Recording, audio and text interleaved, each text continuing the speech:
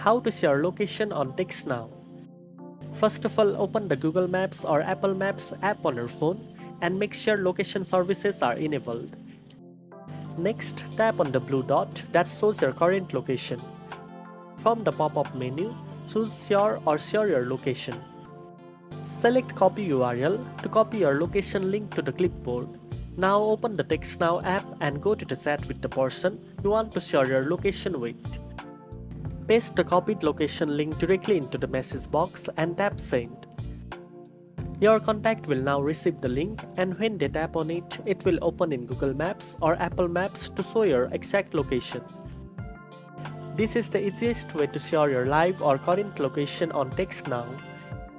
Now you know how to share your location on TextNow. If you found this guide helpful, don't forget to like, share and subscribe for more tech tips. Thanks for watching, and I'll see you in the next one.